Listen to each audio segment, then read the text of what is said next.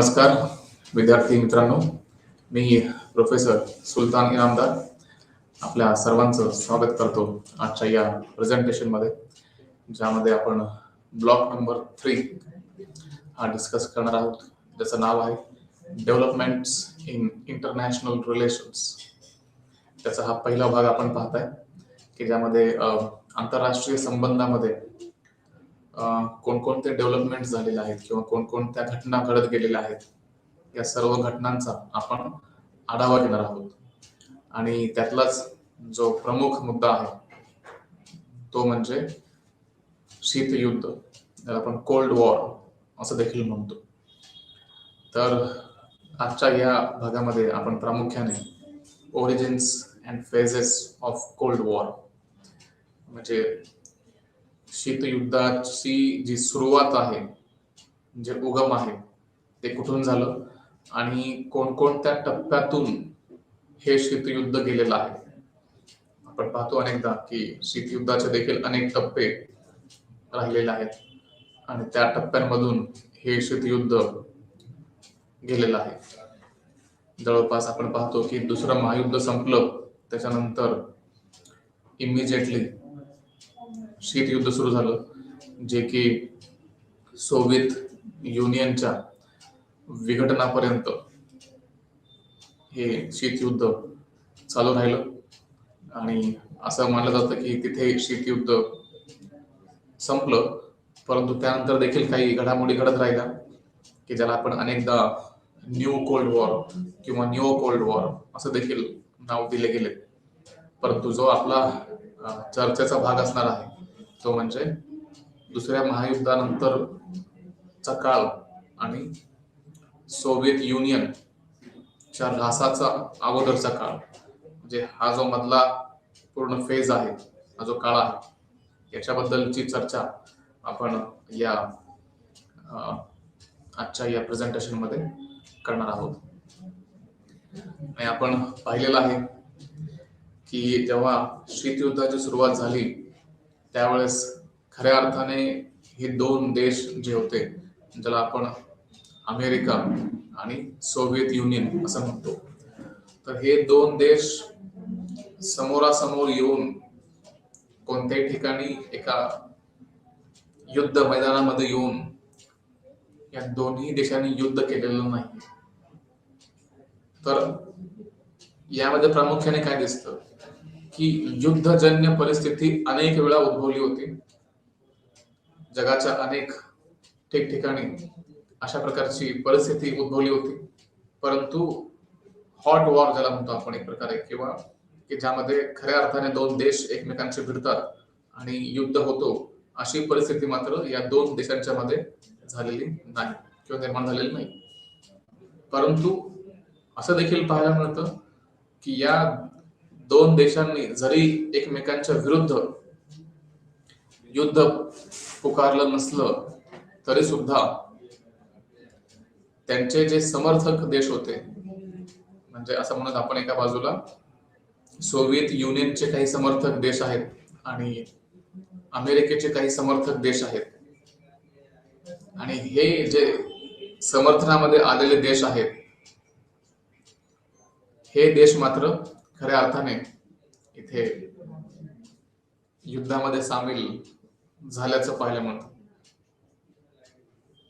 आणि त्याचं कारण म्हणजे आपण पाहिलेलं आहे की अनेक हित संबंध जे असतात ते युरोपियन राष्ट्र असतील किंवा आशियामध्ये असेल किंवा अमेरिकन कॉन्टिनेंटमध्ये असेल, अशा ठिकठिकाणी इथे या युद्धाची सुरुवात आपल्याला पाहायला मिळालेली आहे. आणि एक तर सर्वात पीक पॉइंट ऑफ कोल्ड वॉर ज्याला म्हटलं जातं,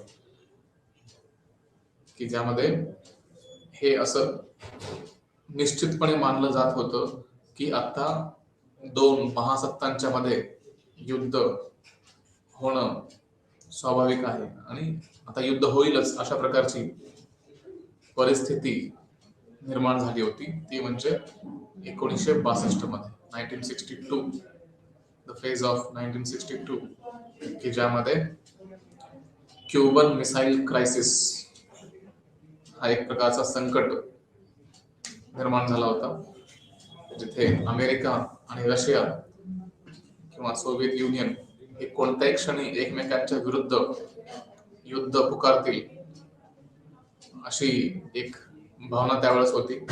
परंतु सुदैवाने तसं काही झालं नाही आणि दोन्ही देशांनी काही वाटाघाटी केल्यानंतर माघार घेतली आणि हे युद्ध होता होता टाळलं गेलं. आणि असं मानलं जात होतं की जर हे दोन महासत्ता एकमेकांच्या विरुद्ध युद्धात उतरले तर मग त्यांच्या समर्थनार्थ बाकी अन्य देश देखील युद्धामध्ये सामील होतील आणि ते जर झालं तर मग तिसरं महायुद्ध सुरू होईल अशी शक्यता त्यावेळेस बाळगली जात होती. आणि संपूर्ण जग याच भीतीमध्ये होता की जर या दोन महासत्तांच्या मध्ये जर खऱ्या अर्थाने युद्धाची सुरुवात झाली तर मग मात्र याचे परिणाम संपूर्ण जगाला भोगावे लागू शकतात. आणि म्हणूनच त्यावेळेस प्रत्येक देशाने हा प्रयत्न केला की कशा प्रकारे या युद्धाला किंवा हे जे वादविवाद वाढत चाललेलं होतं ते कसं वाढणार नाही, कशा प्रकारे याला चालना मिळणार नाही यासाठी प्रयत्नशील राहिलेले दिसतात.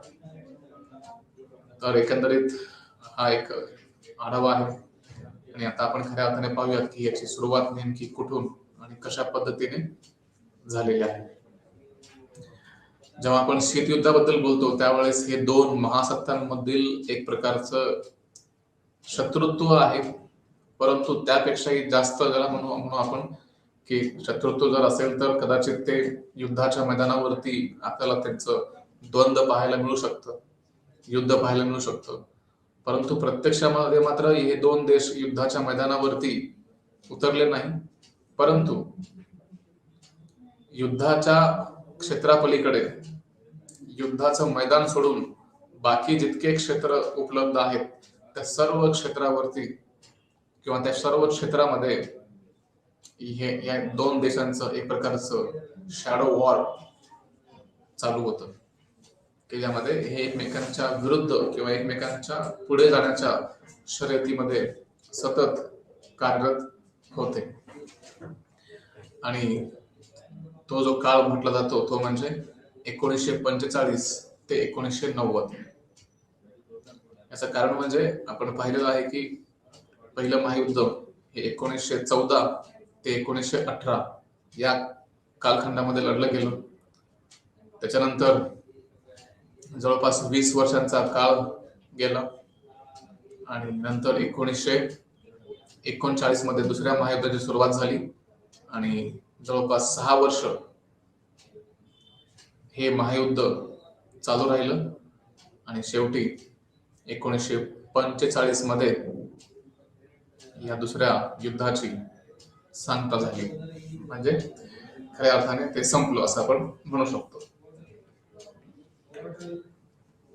त्यानंतर जो युद्ध सुरू होतो तो म्हणजे या दोन महासत्तांच्या मध्ये, जे की बॅटल वॉर नाही किंवा बॅटल ग्राउंड वरती लढलं गेलेलं युद्ध नाही, परंतु जस्ट एक बॅटल ग्राउंड सोडून बाकी सर्व ठिकाणी जे लढलं गेलं अशा प्रकारचं ते एक युद्ध होतं. आणि शीतयुद्धाच्या काळात जागतिक व्यवस्थेची उत्क्रांती झाली, जिथे मुत्सद्देगिरी आणि त्यांच्या विविध स्वरूपातील वाटाघाटी स्थापित केल्या गेल्या. याने लष्करी शस्त्रांची जी शर्यत असते त्याला मात्र चालना दिली. अनेक लष्करी गटांची निर्मिती केली गेली, जसं आपण नेटो म्हणतो, नॉर्थ अटलांटिक ट्रीटी ऑर्गनायझेशन. अशा प्रकारचे लष्करी गट निर्माण केले गेले की ज्यामधून कलेक्टिव्ह सिक्युरिटी नावाची संकल्पना आली, सामूहिक सुरक्षा, जिथे अनेक देश एकत्र येतात आणि ते सर्व देश आपापल्यामध्ये एक प्रकारचा करार करतात की जर एखाद्या शत्रू राष्ट्राने त्या गटातील कोणत्याही राष्ट्रावरती हल्ला केला तर त्या शत्रू राष्ट्रावरती हे संपूर्ण गटातले जेवढे देश असतील हे सर्व देश त्या शत्रू देशावरती हल्ला करतील. अशा प्रकारची ही बांधणी त्यावेळेस केली गेली होती. त्यामध्ये अनेक प्रॉक्सी वॉर झाले, ज्याला आपण शॅडो वॉर असं देखील म्हणतो. म्हणजे प्रामुख्याने हे दोन देश मात्र एकमेकांच्या विरुद्ध लढत नाहीत, परंतु त्या दोन देशांच्या मुळे जगातलं जे राजकारण आहे ते पूर्णपणे ढळून निघतं आणि बऱ्याच ठिकाणी काही छोटे मोठे युद्ध देखील घडतात. आणि हे युद्ध का घडतात तर या दोन महासत्तांच्या मुळे. तर असं दिसतं की हे दोन महासत्ता तर एकमेकांच्या विरुद्ध लढत नाहीयेत, परंतु त्याचा परिणाम असा होतो की या देशांच्यामुळे दुसऱ्या देशांच्या वरती संकट ओढवलं जाऊ शकतं. आणि शीतयुद्धाच्या उत्क्रांतासाठी एक संयुक्त राष्ट्र संघाचे अस्तित्व एकाच वेळी असणे हा कदाचित एक अतिशय महत्वाचा परिणाम आहे. कारण यानंतर जगाने तिसरं महायुद्ध पाहिलेलं नाहीये. जेव्हा आपण पाहतो की पहिलं महायुद्ध झालं आणि दुसरं महायुद्ध झालं, त्याच्यानंतर मग संयुक्त राष्ट्र संघाचे अस्तित्व सर्वांना जाणू लागलं आणि या संयुक्त राष्ट्र संघाने मोठ्या प्रमाणावरती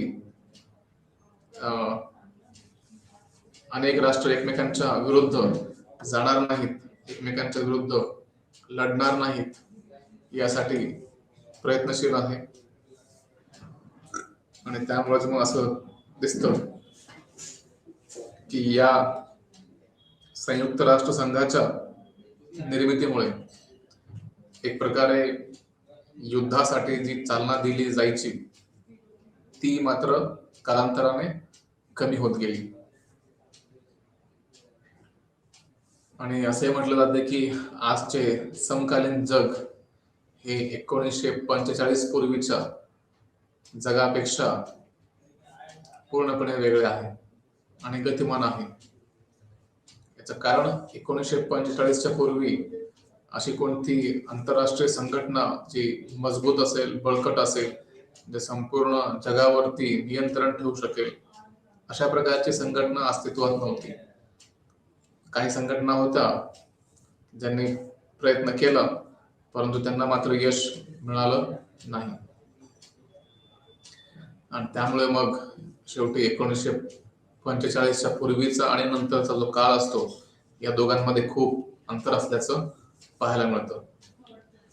एका विशिष्ट युद्धाचे वर्णन ज्याला आपण कोल्ड वॉर किंवा थंड असे केले गेले आहे. आणि यावेळेस काही वेळेस ते गोंधळात टाकणारं देखील असतं. काही नियुक्त धोरणात्मक उद्दिष्ट साध्य करण्यासाठी सैन्यांद्वारे शस्त्रे वापरून युद्ध नेहमीच भडकवली जातात. जेव्हा ते शस्त्रांचा आणि सैन्यांचा जेव्हा आपण युद्धामध्ये वापर करतो त्यावेळेस आपण हॉट वॉर असं देखील म्हणतो किंवा रिअल वॉर असं देखील म्हणतो. परंतु इथे मात्र तसं काही झालेलं नाहीये. इथे हे दोन्ही देश एकमेकांच्या विरुद्ध कोणत्या प्रकारचे शस्त्र वापरताना दिसले नाही किंवा कोणत्या प्रकारची सैन्य कारवाई करताना मात्र दिसले नाही. आणि म्हणून याला एक प्रकारे कोल्ड वॉर किंवा थंड युद्ध असं देखील म्हटलं जातं किंवा त्यालाच आपण शीतयुद्ध असं म्हणतो की जे तुलनेने शांत होतं. आणि हे युद्ध जे आहे जवळपास 4 दशकाहून अधिक काळ चालू असल्याचं पाहायला मिळतं. युद्धाने संपूर्ण जगाला स्पर्श केलेला आहे. प्रत्यक्षात अनेक देशांचे विभाजन केले. जसं आपण पाहतो की ईस्ट जर्मनी आणि वेस्ट जर्मनी, ज्याला आपण उत्तर जर्मनी आणि पूर्व जर्मनी आणि पश्चिम जर्मनी असं संबोधतो. याचं वर्गीकरण अशा प्रकारे केलं गेलं होतं. किंवा नॉर्थ कोरिया आणि साऊथ कोरिया हे देखील त्याचंच उदाहरण आहे. आणि अशा अनेक उदाहरणं आपल्याला पाहायला मिळतील की ज्यामध्ये अनेक देशांचे विभाजन झालेलं आहे. त्यासोबतच अनेक प्रकारचे राजकीय आणि लष्करी गट देखील तयार केले गेलेले आहेत. आताच आपण उदाहरणासाठी पाहिलं की नेटो कशा प्रकारे अस्तित्वात आली. शीतयुद्धाचे वैशिष्ट्य म्हणजे दोन महासत्तांचे नेतृत्व करणारे दोन गटांचे राजकारण असं आपण म्हणू शकतो. दोन महासत्ता आहेत आणि हे दोन महासत्ता आपापल्या दोन गटांचे नेतृत्व करत आहेत आणि ते म्हणजे युनायटेड स्टेट्स ऑफ अमेरिका आणि तत्कालीन सोव्हिएत युनियन. त्याकडे सोव्हिएत युनियन या नावाने हा देश ओळखला जात असे. आणि या शीतयुद्धाच्या काळात कोट्यवधी लोकांना हिंसक मृत्यूला सामोरं जावं लागलेलं आहे. अनेक प्रकारचे छळ झालेले आहेत. अनेक लोकांना नष्ट केलं गेलं किंवा त्यांचं अस्तित्व नष्ट केलं गेलं, त्यांना गायब केलं गेलं एका अर्थाने.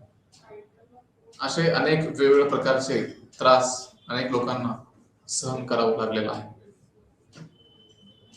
जेव्हा कोणी या युद्धाचा शीतयुद्ध म्हणून संदर्भ घेतो तेव्हा ते वैचारिक आवरणाखाली लढले गेले होते हे सांगण्याचा उद्देश असतो.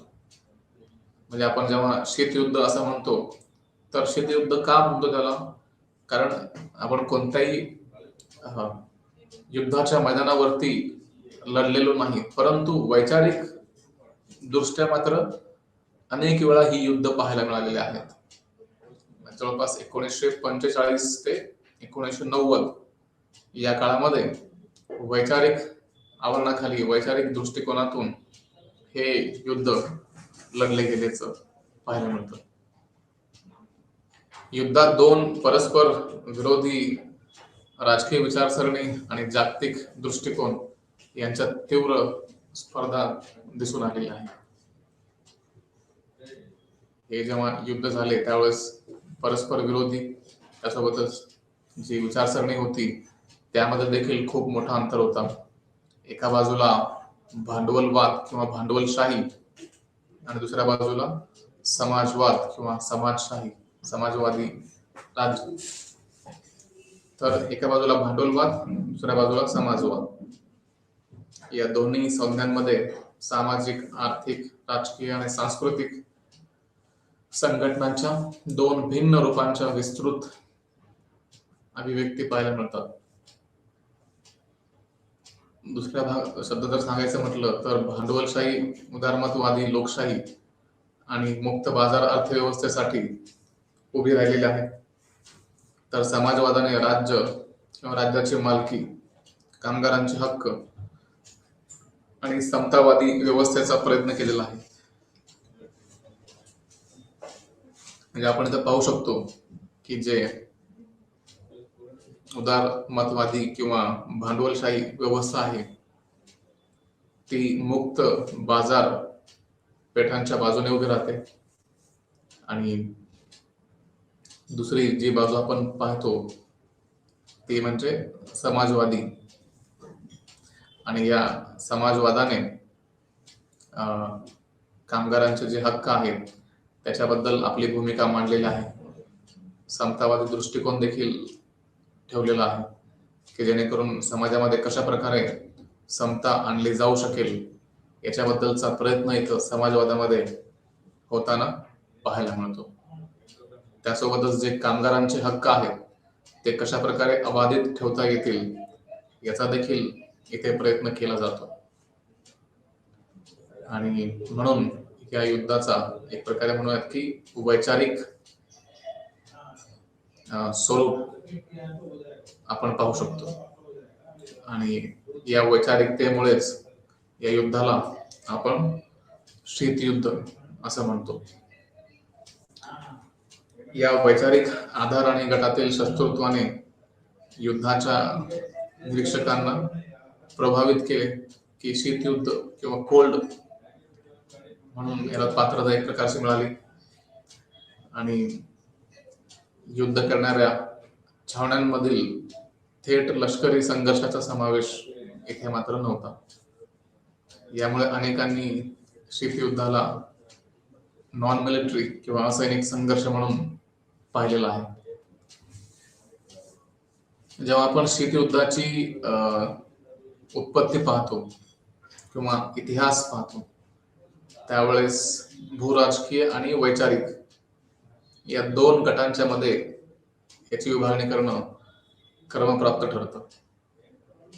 भूराजकीय स्पष्टीकरण जेव्हा आपण पाहतो त्यामध्ये काही इतिहासकारांनी शीतयुद्धाची उत्पत्ती 1917 ची सोव्हिएत समाजवादी क्रांती आणि 1918 मध्ये रशियामध्ये जगातील पहिले समाजवादी राज्य तर हे जेव्हा आपण पाहतो की 1917 पासून याची सुरुवात झाली असं म्हटलं जातं, पण ते खऱ्या अर्थाने रशियन रिव्होल्युशन बद्दलची ही विचारसरणी असते. जेव्हा आपण पाहतो की बोल्शेविक रिव्होल्युशन किंवा बोल्शेविक क्रांती हे 1917 मध्ये झाली रशियामध्ये आणि समाजवादी राज्य एक प्रकारे उभं केलं गेलं. जो त्यावेळेसचा राजा असे झार त्या राजाला बाजूला केलं गेलं आणि त्या ठिकाणी एक समाजवादी राज्य उभं केलं गेलं. इतर विद्वानांना शीतयुद्धाचा उगम आणि एक प्रकारे लष्करी करार आणि युरोपीय महासत्तांमधील त्यांचे उल्लंघन हे दुसऱ्या महायुद्धाच्या आधी आणि लगेचच दिसते, कारण याच्यानंतरच खऱ्या अर्थाने शीतयुद्ध सुरू झालेलं आहे. आणि आपण पाहिलं की 1945 मध्येच शीतयुद्ध सुरू झालं असं मानलं जातं आणि हा तो काळ होता जेव्हा सोव्हिएत युनियन आणि अमेरिकन लोक स्वतःला पश्चिमेकडील दोन सर्वात शक्तिशाली राष्ट्र म्हणून पाहू लागले होते. जेव्हा दुसरा महायुद्ध संपला त्याच्यानंतर खऱ्या अर्थाने इथे दोन देशांच्या मध्ये शर्यत लागली की या जगाचं नेतृत्व कोण करेल आणि त्या नेतृत्वासाठी हे सर्व ज्या घडामोडी घडल्या त्याच्या मागचं हे मूळ कारण आपण पाहू शकतो. त्यानंतर ही धारणा मुळात होती की ज्याने विस्तारवादी आकांक्षांचे पालन पोषण केले, जे सोव्हिएत आणि अमेरिकन लोकांमध्ये त्यांच्या स्वतःच्या शक्ती आणि क्षमतेच्या बाबतीत विसंगत मानले, अशा प्रकारची ही घटना होती. यामध्ये पॉवर, ज्याला आपण शक्ती असं म्हणतो, शक्ती असेल, क्षमता असेल, विस्तारवादी आकांक्षा इत्यादींच्या कोनातून शीतयुद्ध समजून घेणाऱ्या दृष्टिकोनाला शीतयुद्धाच्या उत्पत्तीचे भूराजकीय स्पष्टीकरण असे म्हणतात. यामध्ये कॅपॅसिटी पाहिली जाते, पॉवर किती आहे ती पाहिली जाते आणि विस्तारवादी जी आकांक्षा आहे ती देखील पाहिली जाते आणि त्यामधून मग खऱ्या अर्थाने हे शीतयुद्धाचं भूराजकीय स्पष्टीकरण दिलं जातं.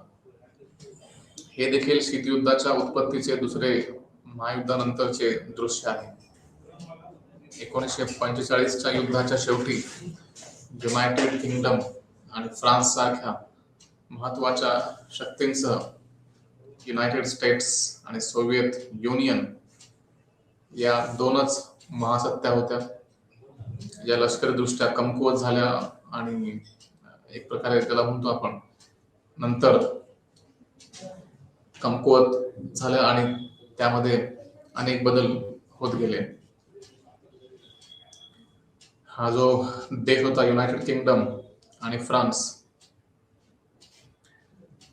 ह्या देशांची जी लष्करी सत्ता होती किंवा एक प्रकारची जी शक्ती होती ती मात्र कमी झाल्याचं पाहायला मिळतं 1945च्या नंतर. कारण हे दोन देश असे होते की जे सुरुवातीला महासत्ता म्हणून ओळखलं जात असे, परंतु नंतर मात्र ह्या दोन देशांचं नुकसान मोठ्या प्रमाणावर झाल्याचं पाहायला मिळतं. कारण जे पहिलं आणि दुसरं महायुद्ध आहे हे याच खंडामध्ये झालेलं पाहायला मिळतं. असे म्हटले जाते की जरी हे जे मोठे किंवा शक्तिशाली देश आहेत यांचा पराभव करण्यासाठी अमेरिकन आणि सोव्हिएत यांनी दुसऱ्या महायुद्धात युती केली होती, परंतु या दोघांच्या मध्ये इथे विश्वासाचा अभाव आपल्याला पाहायला मिळतो. म्हणजे जे बिगर लोकशाही देश होते किंवा बिगर लोकशाही राज्य त्याला आपण म्हणतो, ते अशा प्रकारे होते की ते एकमेकांच्या विरुद्ध लढत होते आणि अशा बिगर लोकशाही राज्यांच्या विरुद्ध हे अलायन्स पॉवर्स ज्याला आपण म्हणतो की सोव्हिएत संघ असेल, अमेरिका असेल, त्यासोबतच फ्रान्स आहे, ब्रिटन आहे, हे जेवढे देश आहेत हे एकत्र आले आणि एकत्रितपणे यांनी शत्रू देशांचा पराभव केला. परंतु दुसऱ्या महायुद्धानंतर मात्र परिस्थिती पूर्णपणे बदलली आणि हे जे मित्र देश होते यांच्यामध्येच एक प्रकारची फूट पडली असं आपण म्हणू शकतो आणि सोव्हिएत युनियन या राष्ट्राने आपली वेगळी भूमिका मांडली. शिवाय दोघे युरोपमध्ये वर्चस्व मिळवण्यासाठी आशा बाळगून होते आणि त्यांच्या आकांक्षांच्या त्यांच्या सामर्थ्याने आणि क्षमतेने एक प्रकारची जुळणी इथे झाल्याचं पाहायला मिळतं. त्याच्यानंतर जो वैचारिक दृष्टिकोन आहे तो देखील पाहणं गरजेचं आहे, कारण वैचारिक दृष्टिकोन देखील इथे महत्वाचा भाग आहे. भूराजकीय स्पष्टीकरण अमेरिका आणि सोव्हिएत संघ यांच्यामधील विश्वासाच्या अभावाची कारणे सांगत नाही, तर त्याच्या पुढचं भाग इथे स्पष्ट करतो. जे आपण पाहिलं की भूराजकीय स्पष्टीकरण आहे त्याच्यानुसार असं आपण पाहिलं की अभाव म्हणजे विश्वासाचा अभाव आहे हे पाहायला मिळालं, परंतु तो विश्वासाचा जो अभाव होता तो का होता, कोणत्या कारणाने होता ते मात्र आपल्याला इथं पाहायला मिळालं नाही. आणि त्यासाठीच म्हणून इथे वैचारिक स्पष्टीकरण देखील पाहणं गरजेचं आहे. ही पोकळी 1917च्या रशियन बोल्शेविक क्रांतीपर्यंतच्या वैचारिक स्पष्टीकरणाने भरून काढलेली आहे. बोल्शेविक आपण पाहतो की जी सुरुवात आहे ती इथूनच झालेली आहे. जेव्हा बोल्शेविक क्रांती झाली तिथूनच मग आपण या विश्वासाच्या अभावाची जी कारण आहेत ती पाहू शकतो. ही जी बोल्शेविक रेव्होल्युशन होतं किंवा बोल्शेविक क्रांती होती ती पूर्णपणे साम्यवादाने प्रेरित होती. 19व्या शतकातील तत्ववेत्ता कार्ल मार्क्सने चालवलेल्या विचारसरणीने आपण पाहिलेलं आहे की कार्ल मार्क्सने आपले विचार कशा प्रकारे मांडलेले आहेत आणि त्याचाच आधार घेऊन इथे हा बोल्शेविक रेव्होल्युशन किंवा बोल्शेविक क्रांती घडवण्यात आली होती. व्लादिमीर लेनिनच्या नेतृत्वाखाली रशियात झालेल्या कामगार क्रांतीच्या यशाकडे युरोप आणि अमेरिकेतील भांडवलदार वर्गाने संशय आणि शत्रुत्वाने पाहिलेला आहे.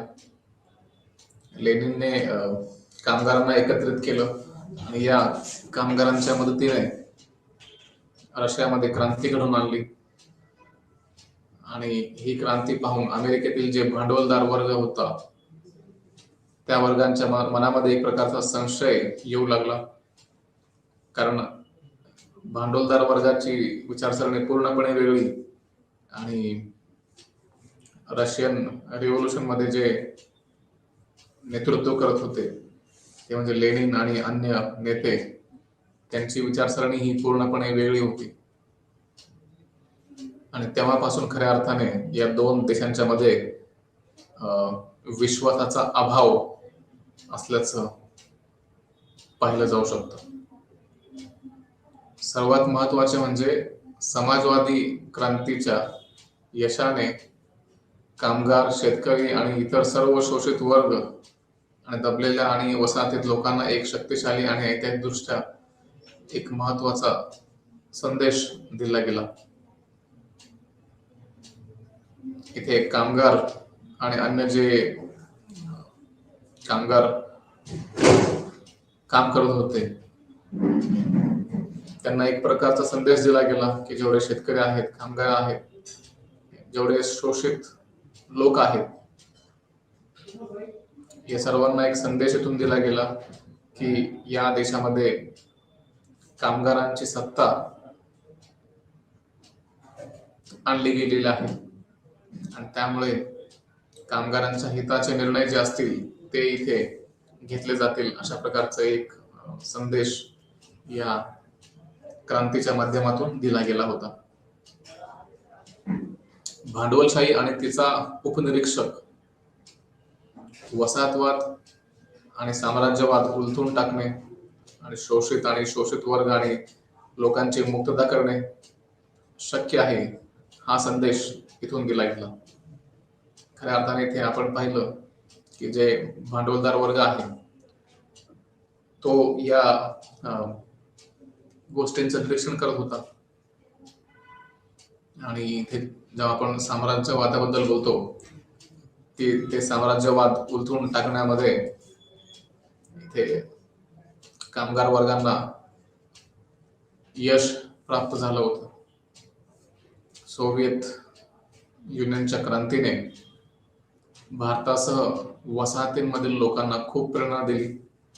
अनेकांनी आपल्या राष्ट्रांना वसाहतवादी राजवटीतून मुक्त करून समतावादी, समाजवादी व्यवस्था प्रस्थापित करण्याची चर्चा इथे सुरू झाली.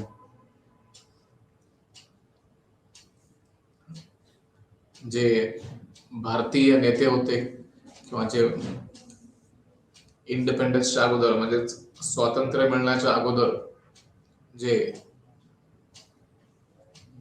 फ्रीडम फायटर्स ज्याला म्हणतो आपण कार्यरत होते, त्यांना एक प्रकारची इथे मोटिवेशन साठी एक संधी मिळाली की कशा प्रकारे इथे आपण या गोष्टी करू शकतो. त्याचप्रमाणे सोव्हिएत क्रांतीने युरोपमधील कामगारांना विशेषतः जर्मनी, ब्रिटन, फ्रान्स आणि इटलीमध्ये सामर्थ्यवान बनवले, जिथे कम्युनिस्ट आणि समाजवादी पक्ष कामगार क्रांतीच्या अपेक्षेने राजकीय दृष्ट्या सक्रिय आणि कट्टरपंथी बनले. हे जे सोव्हिएत युनियनची क्रांती होती त्याने जर्मनी, ब्रिटन, फ्रान्स, इटली असे अजून अनेक जे देश होते तर ते कामगार यांना एकत्र आणून क्रांती करणे शक्य आहे, अशा प्रकारची भावना त्यांच्या मनामध्ये येऊ लागली. 1920च्या दशकात लॅटिन अमेरिकेतील अनेक देशांमध्ये आणि आशिया आणि आफ्रिकेतील युरोपियन वसाहतींमध्ये कम्युनिस्ट आणि समाजवादी पक्षांची स्थापना झाली. शेतकरी आणि कामगार वर्गाला संघटित करण्यासाठी भारतामध्ये देखील भारतीय कम्युनिस्ट पक्षाची स्थापना करण्यात आली होती, जो की भारतामध्ये अजून देखील अस्तित्वात आहे. तर या क्रांतीने जगभरातील अनेक कामगारांच्या युनियनला, संघांना एक प्रकारची चालना दिली की जर हे रशियामध्ये होऊ शकतं तर अन्य देशांच्या मध्ये देखील होऊ शकतं. आणि म्हणून मग ही क्रांती इथे महत्वपूर्ण ठरते. युरोप आणि अमेरिकेच्या साम्राज्यवादी शक्तींनी याकडे मोठ्या शत्रुत्वाच्या नजरेने पाहिले, कारण अमेरिका आणि अन्य जे युरोपियन देश होते ते सर्व देश या घटनांचा आढावा घेत होते, सर्व ज्या घडामोडी होत आहेत त्याचा आढावा घेत होते आणि त्यामुळे त्यांना एक प्रकारचं शत्रुत्वाची भावना यातून निर्माण होऊ लागली. दुसरे म्हणजे सोव्हिएत क्रांतीने आंतरराष्ट्रीय व्यवस्थेकडे पाहण्याचा आणि जगाच्या मुक्त झालेल्या लोकांमध्ये एकता आणि सहकार्यावर आधारित नवीन आंतरराष्ट्रीय प्रणाली तयार करण्याचा एक वेगळा नमुना दिला होता. पहिल्या महायुद्धात रशिया मित्रराष्ट्रांचा एक भाग होता, परंतु क्रांतीनंतर त्याने युद्धातून माघार घेतली आणि ब्रिटन आणि इतर युरोपियन शक्तींसोबत केलेल्या प्रादेशिक विस्तारासाठी सर्व गुप्त लष्करी करार आणि समजूतदारपणा इथे सोडून दिला. आंतरराष्ट्रीय संबंधाच्या नवीन नियमांना चालना देणे, युद्ध, लष्करी युती, प्रभाव क्षेत्र आणि परदेशातील वसाहतींसाठी वापरल्या जाणाऱ्या महान शक्तींना ते मान्य नव्हतं.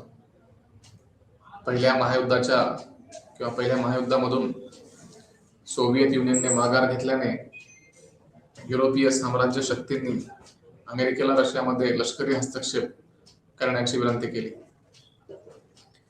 जे पहिलं युद्ध चालू होतं त्यामध्ये सोव्हिएत युनियनने माघार घेतली आणि त्यामुळे युरोपीय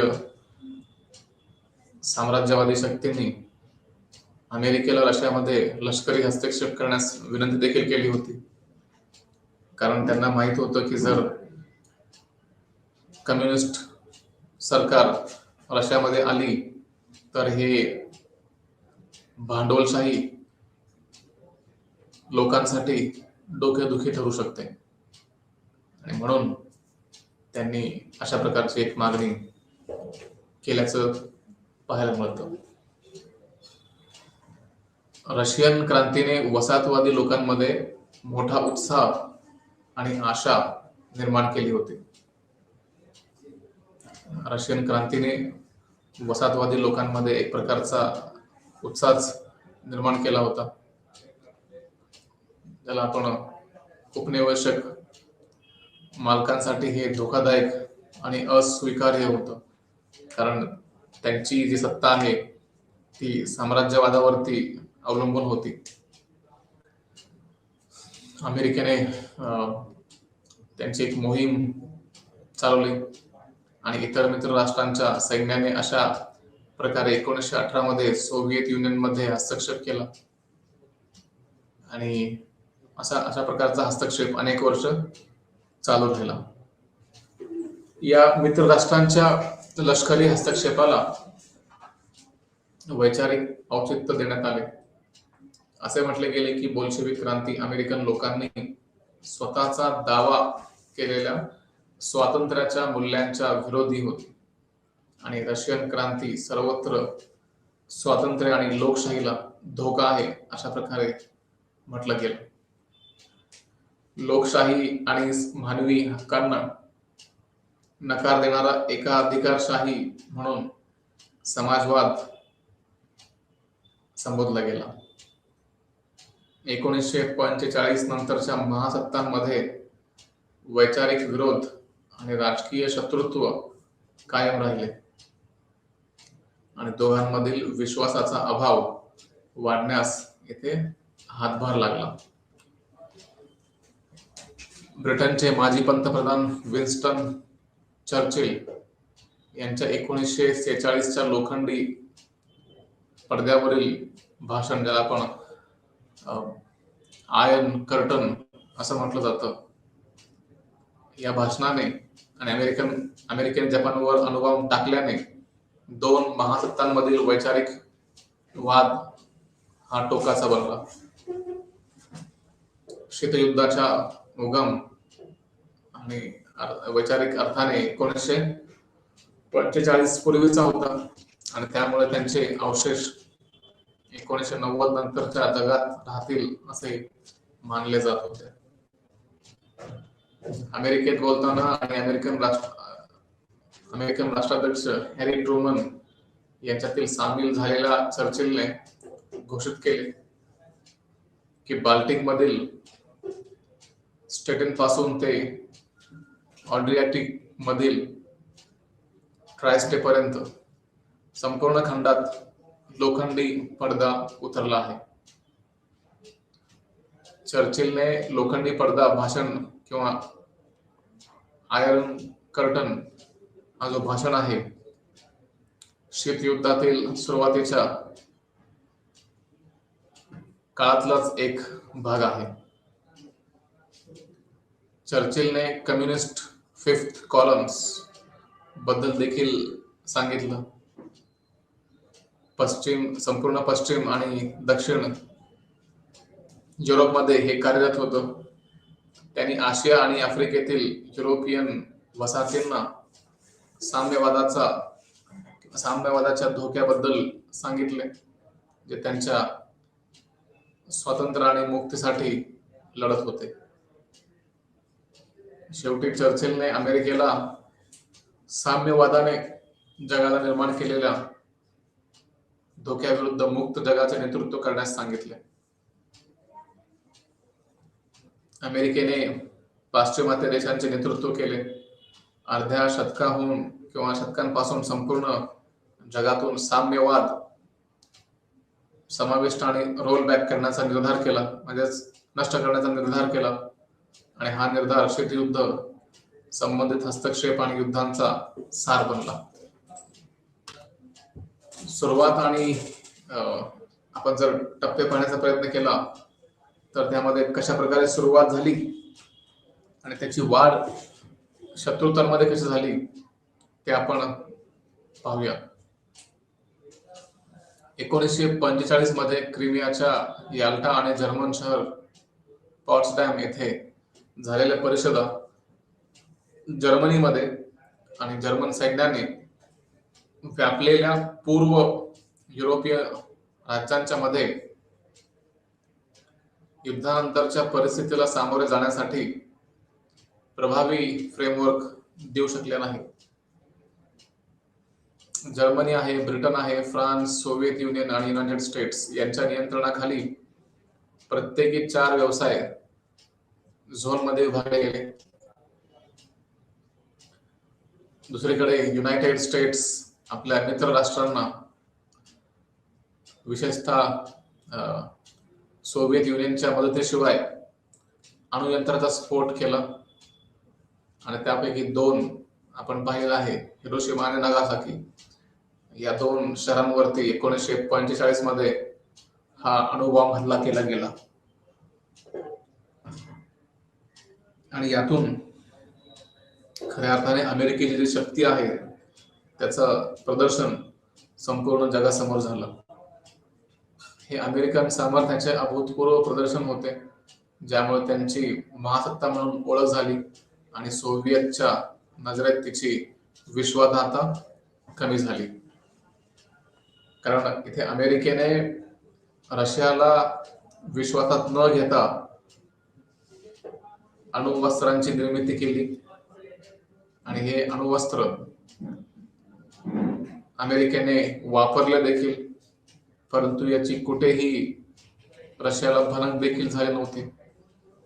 आणि त्यामुळे रशियाच्या मनामध्ये अमेरिकेच्या विरुद्ध एक प्रकारचं अविश्वास निर्माण झाला.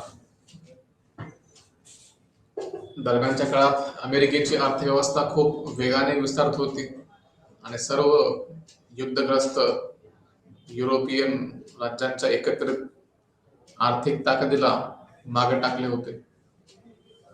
1917 नंतरच्या सोव्हिएत अर्थव्यवस्थेचा औद्योगिकरणाचा दरही प्रभावी होता. अमेरिकन आणि सोव्हिएत सैन्य आणि आर्थिक सामर्थ्य यांचे वजन आता अनुक्रमे पश्चिम आणि पूर्व युरोपीय देशांमध्ये निर्णायकपणे जाणू लागला होता. प्रत्येक महासत्तेने अखेरीस भूराजकीय आणि वैचारिक आधारावर उदयास आलेल्या गटांना नेतृत्व प्रदान केलेलं होतं. युनायटेड नेशन्स सिक्युरिटी काउन्सिलने 1945 पुढे या शक्तींना एकमेकांशी लढण्यासाठी आणि शीतयुद्धाचे कार्ड खेळण्यासाठी जागतिक मंच प्रदान केला. अमेरिकन अध्यक्ष हॅरी ट्रुमन यांनी 1947 मध्ये तथाकथित ट्रुमन सिद्धांत घोषित केला. ती कम्युनिझम ठेवण्याची अमेरिकन रणनीती होती. यात साम्यवादी व्यवस्था जाचक म्हणून निंदा केली आणि तिच्या संभाव्य विध्वंसक मोहिमांविरुद्ध इशारा देखील दिला. ट्रुमनचे शब्द जगात कुठेही कम्युनिस्ट व्यवस्थेच्या प्रसाराला विरोध करण्याच्या अमेरिकन हेतूचे संकेत देत होते आणि त्यानंतरच्या काही वर्षात आणि दशकांमध्ये तेच घडले. जिथे जिथे कम्युनिस्ट राज्य दिसेल तिथे अमेरिका विरोध करेल अशा प्रकारचं चित्र निर्माण केलं गेलं. 1947 मध्ये अध्यक्ष म्हणजे राष्ट्राध्यक्ष हॅरी ट्रुमन यांनी अमेरिकन काँग्रेसला, अमेरिकन संसदेला संबोधित केले आणि आपल्या भाषणात आपले जे परराष्ट्र धोरण आहे ते उघड केलं. त्यांनी जाहीर केले की युनायटेड स्टेट्स बाह्य किंवा अंतर्गत कम्युनिस्ट धोक्यांना तोंड देत असलेल्या सर्व लोकशाही राष्ट्रांना राजकीय, लष्करी आणि आर्थिक मदत करेल. ट्रुमन प्रशासनाने जवळपास 400 अमेरिकन दशलक्ष डॉलर किमतीची मदत देखील पुरवली आणि ग्रीस आणि तुर्कस्तानच्या सरकारांना पाठिंबा देण्यासाठी अमेरिकन नागरी आणि लष्करी कर्मचारी आणि उपकरणे पाठवली, ज्यांना त्यावेळी मोठ्या प्रमाणात कम्युनिस्ट बंडखोरीचा सामना करावा लागला. ट्रुमन प्रशासनाने बंडासाठी सोव्हिएत युनियनला जबाबदार धरले आणि सोव्हिएतच्या कारस्थानामुळे संपूर्ण मध्य पूर्व कम्युनिस्ट प्रभावास असुरक्षित बनले असे त्यांचे मत होते. अमेरिकेच्या राष्ट्रीय सुरक्षेसाठी या प्रदेशाचे मोठे धोरणात्मक महत्त्व लक्षात घेता याला परवानगी दिली जाऊ शकत नाही. ट्रुमन यांनी सांगितले की युनायटेड स्टेट्सला स्वतंत्र लोक त्यांच्या एकसंध राजवटी विरुद्धच्या संघर्षात मदत करण्यास भाग पाडले गेले. ते म्हणाले की कम्युनिस्ट हुकुमशाहीचा प्रसार आंतरराष्ट्रीय शांततेचा पाया आणि त्यामुळे युनायटेड स्टेट्सची सुरक्षा खराब करेल. ट्रुमन डॉक्ट्रिनच्या शब्दात सशस्त्र अल्पसंख्याकांविरुद्ध किंवा त्यांच्याकडून किंवा बाहेरील दबावाद्वारे अधीनतेचा जो प्रयत्न आहे त्याला इथे युनायटेड स्टेट्सचे धोरण बनवले गेले. ट्रुमनने आफ्रिका, आशिया आणि जगाच्या इतर भागातील विविध वसाहतींमध्ये सुरू केलेल्या लढ्यांना येथे स्पर्श केला नाही, पण असा युक्तिवाद केला की युनायटेड स्टेट्स यापुढे उभे राहू शकत नाही आणि सोव्हिएत एक संधतावादच्या जबरदस्तीने मुक्त स्वतंत्र राष्ट्रांमध्ये विस्तार करण्यास परवानगी देऊ शकत नाही, कारण अमेरिकन राष्ट्रीय सुरक्षा आता फक्त अमेरिकन भूभागाच्या भौतिक सुरक्षेवर अवलंबून आहे. अशा प्रकारे परराष्ट्र धोरणाच्या घोषणेने भूतकाळातील एक मोठा ब्रेक म्हणून चिन्हांकित झाला. याने अमेरिकन शांततेच्या काळात मोठ्या प्रमाणावर आंतरराष्ट्रीय लष्करी आणि आर्थिक वचनबद्धता स्वीकारण्याची परवानगी दिली. ट्रुमन डॉक्ट्रिनने युनायटेड स्टेट्सला अशी ऑफर दिली गेली की सर्वोत्कृष्ट हितासाठी असल्याचं त्या डॉक्ट्रिनमध्ये मानलं गेलं. लोकशाही राष्ट्रांची राजकीय अखंडता टिकवून ठेवण्यासाठी सक्रियपणे मदत देण्यास वचनबद्ध केले. अशा प्रकारे ट्रुमन सिद्धांताने अगदी दूरच्या देशांच्या अंतर्गत बाबींमध्ये अमेरिकेच्या प्रत्यक्ष आणि अप्रत्यक्ष, गुप्त आणि उघड आर्थिक आणि लष्करी हस्तक्षेपासाठी एक प्रकारचा प्लॅटफॉर्मच सज्ज केला होता. या सत्ता बदल, राजकीय अस्थिरता आणि तिसऱ्या जगातील देशांच्या निवडणुकीच्या निकालांवर आणि आर्थिक विकासाच्या धोरणांवर प्रभाव टाकणे, स्पष्टपणे स्वातंत्र्य आणि लोकशाहीचे संरक्षण आणि संवर्धन करणे हे समाविष्ट होते. शेवटी अमेरिकेने तिसऱ्या जगातील अनेक कम्युनिस्ट विरोधी हुकुमशाह आणि हुकुमशाही शासकांना पाठिंबा दिला, ज्यांनी लोकशाही चिरडली आणि त्यांच्या लोकांना मात्र स्वातंत्र्य नाकारलं. ट्रुमन डॉक्ट्रिन ही अमेरिकन परराष्ट्र धोरणातील एक सर्व प्रमुख पुनर्रचना होती, ज्याद्वारे अमेरिकेने लोकशाही आणि स्वातंत्र्याच्या रक्षणाच्या नावाखाली जागतिक पोलीस म्हणून स्वतःला उभे केले, की या जगातील संपूर्ण ज्या घटना घडत असतील तिथे न्याय निवाडा करण्यासाठी अमेरिकेला महत्वाची भूमिका प्राप्त झाली. त्यांच्या परराष्ट्र धोरणाचे प्रमुख घटक म्हणजे लष्करी आघाड्या, द्विपक्षीय लष्करी सरकार किंवा जे संरक्षण करत होते ते, इतर देशांच्या मधील त्यांचं लष्करी तळ, अशा प्रकारची सुविधा इथे अमेरिकेला प्राप्त झाली. त्यानंतर क्युबन क्षेपणास्त्र, ज्याला म्हणतो आपण अमेरिकेच्या शेजारील राष्ट्र म्हणजे क्युबा, या क्युबन क्षेपणास्त्र संकटावर मुत्सद्दी विवेक प्रबळ झाला आणि बेट राष्ट्रांवर आक्रमण न करण्याचे वचन देऊन क्युबा आणि अमेरिकेकडून सोव्हिएत क्षेपणास्त्रे काढून टाकल्याचे संकट संपवले गेले. क्युबन क्षेपणास्त्र संकटाचा हा शांततापूर्व अंत कदाचित जगाला द्विध्रुवीय लष्करी शत्रुत्वाच्या संभाव्य जी किंमत चुकावी लागली असती त्याची जाणीव करून देऊन गेला. अशा प्रकारे शीतयुद्धाचा एक टप्पा सुरू झाला, जो डेटॉन्ट म्हणून ओळखला जातो. ऑक्सफर्ड डिक्शनरी ऑफ पॉलिटिक्स यानुसार डेटॉन्ट युनायटेड स्टेट्स आणि सोव्हिएत युनियन मधील संबंधांमधील तणाव कमी होण्याच्या कालावधीचा संदर्भ देते आणि शस्त्रास्त्र नियंत्रण प्रक्रियेशी जुळवून घेतो. डेटॉनचा मुख्य कालावधी 1963 मधील आंशिक उपचारबंदी करार, ज्याला आपण PTBT असं म्हणतो, पार्शल टेस्ट बॅन ट्रीटी. तर हा जो टेस्ट करण्याचा जो कार्यक्रम सुरू केला गेला होता त्याच्यावरती काही प्रमाणात एक प्रकारचे निर्बंध लावले गेले. क्युबन मिसाईल क्रायसिस संघटनाने 1955 पासून वाटाघाटी केल्या जात असलेल्या PTBT करारावर एक प्रकारला त्याला गती दिली गेली असं आपण म्हणू शकतो. त्यावर ब्रिटन, युनायटेड स्टेट्स आणि सोव्हिएत युनियनने स्वाक्षरी केली आणि अण्वस्त्रे कमीत कमी मर्यादित ठेवण्याचे मान्य केले. या सर्व राष्ट्रांनी हे मान्य केलं की अशा प्रकारे जर हे शस्त्रास्त्र स्पर्धा वाढत गेली तर धोका वाढू शकतो आणि त्यामुळे ते जर कमी करायचं असेल तर हे शस्त्र जे आहेत हे मर्यादित स्वरूपात ठेवणं आवश्यक असल्याचं म्हटलं गेलं. त्यानंतर PTBTने वातावरणात एक प्रकारे म्हणून किंवा जमिनीवर आणि पाण्याखाली आण्विक चाचण्यावर बंदी घातली आणि भूमिगत चाचण्यावर बंदी घालण्यात आली नाही. म्हणजे जमिनीच्या आतमध्ये आपण बंदी घालू शकतो, परंतु जमिनीच्या वरती म्हणजे चाचणी आपण करू शकतो, पण जमिनीच्या वरती मात्र चाचणी करू शकत नाही.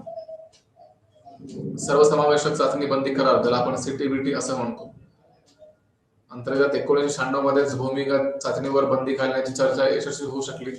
म्हणजे CTBTने कम्प्रेहेन्सिव्ह म्हणजे पूर्णपणेच म्हणजे कोणत्याही प्रकारची चाचणी होता कामा नये यासाठी 1996 मध्ये करार केला गेला. परंतु या शक्तींनी 1967 मध्ये अंतराळात अणुचाचणीवर बंदी घालण्यास सहमती दर्शवली होती आणि संपूर्ण लॅटिन अमेरिकन प्रदेशाला टॅटलुको करारानुसार अण्वस्त्र मुक्त क्षेत्र घोषित केले होते. ब्रिटन असेल, युनायटेड स्टेट्स आहे, सोव्हिएत युनियनने 1968 मध्ये पुन्हा अण्वस्त्र प्रसारबंदी करारावर NPT वर स्वाक्षरी केली आणि असे शस्त्र इतरांना हस्तांतरित न करण्याचे देखील वचन दिले. हे नॉन प्रोलिफरेशन ट्रीटी आहे, NPT ज्याला आपण म्हणतो, तर यामध्ये ह्या गोष्टी मानल्या गेल्या. तर या प्रकारे शीतयुद्ध कमी करण्यास ज्या काही गोष्टी होत्या त्या केल्या गेल्या आणि हे जे अविश्वास आहे ते देखील कमी करण्याचा प्रयत्न केला गेला. तर इथे हॉटलाईनची लिंक देखील चालू केली गेली, जे वॉशिंग्टन आहे म्हणजे अमेरिका आणि रशिया या दोन देशांच्या नेत्यांमध्ये थेट संवाद होऊ शकेल यासाठी सुविधा उपलब्ध केली गेली. आणि अनेक प्रकारचे जे करार आहेत ते केले गेले की जेणेकरून हे शीतयुद्ध कमी होऊ शकेल. डेटॉन सुमारे 1.5 दशकापासून प्रभावी होते, त्यामुळे शीतयुद्ध संपले आहे असा अनेकांचा विश्वास होता. परंतु अफगाणिस्तानात कम्युनिस्ट राजवट सत्तेवर आल्यावर हा विश्वास संपला आणि या दक्षिण आशियाई राष्ट्राच्या भूमीत युनायटेड स्टेट्स आणि सोव्हिएत युनियन यांच्या सखोल सहभागाने देश लवकरच गृहयुद्धात बुडाला. अफगाणिस्तानमध्ये राजेशाही होती जी मोहम्मद दाऊद खान यांनी 73 मध्ये संपुष्टात आणली आणि स्वतः नव्याने स्थापन झालेल्या या राज्याचे अध्यक्ष बनले. दाऊदला त्याच्या शेजारी पाकिस्तानकडून संभाव्य धोका दिसला. पाकिस्तानला अमेरिकेकडून सातत्याने लष्करी मदत मिळत होती आणि त्यामुळे पाकिस्तानला समतोल राखण्यासाठी अफगाणिस्तानने सोव्हिएत युनियनकडून शस्त्रे मागितली. सोव्हिएतने शस्त्रे अफगाणिस्तानात आणली आणि त्याचा अर्थ दाऊदचा हात बळकट करणारा आणि अफगाण कम्युनिस्टांनी केलं, ज्यांनी दाऊदला काबूलमध्ये अध्यक्षीय कार्यालयात जाण्यास मदत केली. त्यासोबतच 78 मध्ये दाऊदची हकालपट्टी करण्यात आली आणि त्याच्या समर्थकांवर हद्दपार करण्यात आले आणि परिस्थिती लवकरच नियंत्रणाच्या बाहेर गेली. आर्थिक स्थिती बिघडत गेली. अफगाणिस्तानात दंगली उसळल्या. दरम्यानच्या काळात या सगळ्या गोष्टी घडत गेल्या. पुढच्या वर्षी हाफिजुल्ला अमीन अफगाणिस्तानचे अध्यक्ष बनल्याचे एक अनुभवी कम्युनिस्ट असूनही सोव्हिएत त्यांना पसंत नव्हते. अशा प्रकारे 90,000हून अधिक सोव्हिएत सैन्याने 1979 मध्ये अफगाणिस्तानात प्रवेश केला, कारण त्यांना वाटले की हा देश अमीनच्या नेतृत्वाखाली अमेरिकेच्या बाजूने जाऊ शकतो. सोव्हिएत समर्थनार्थ अमीनच्या फाशीनंतर बबराक कमरोल यांना राष्ट्राध्यक्ष बनवले गेले. अशा प्रकारे इथे पुन्हा अमेरिकेने आपलं जे वर्चस्व आहे ते दाखवण्याचा प्रयत्न केला. युनायटेड स्टेट्स या घडामोडींना अफगाणिस्तानमधील आपल्या प्रॉक्सींसह प्रतिसाद देत होता. मुजाहिद्दीन गट उभारलं गेलं आणि अशा प्रकारे जे आपले लोक आहेत किंवा आपले हिताचे जे लोक आहेत त्यांना अमेरिकेने मदत केली आणि जी अफगाणिस्तानचे सरकार आहे ते पाडण्यामध्ये यश मिळवलं आणि कशा प्रकारे हा देश आपल्या बाजूने राहील याच्यावरती लक्ष केंद्रित केलं गेलं. 87 मध्ये वॉशिंग्टन मध्ये इंटरमिडिएट न्यूक्लिअर फोर्सेस करारावर स्वाक्षरी केली गेली, ज्यामुळे अण्वस्त्रांचा संपूर्ण वर्ग नष्ट केला गेला किंवा एक प्रकारे इथे आपण कर्टन आयर्न असं म्हणतो की जो लोखंडी पडदा तो टाकला गेला आणि बर्लिनची जी भिंत वगैरे जी उभारली गेली होती त्याचा देखील इथे अंत केला गेला की जेणेकरून कशा प्रकारे हे जे युद्ध आहे ते थांबवता येईल. आणि शेवटी 1991 मध्ये आपण पाहतो की सोव्हिएत युनियनचा अंत झाला आणि तो देश एक जवळपास 15 देशांच्या मध्ये विभागला गेला आणि शेवटी मग अमेरिकेचा विजय झाला असं यामध्ये म्हटलं जातं. तर हा संपूर्ण इतिहास आहे की जो आपण पाहिला की कशा प्रकारे हा जो शीत युद्धाचा काळ होता तो सतत चालत होता. आपण पाहिलं की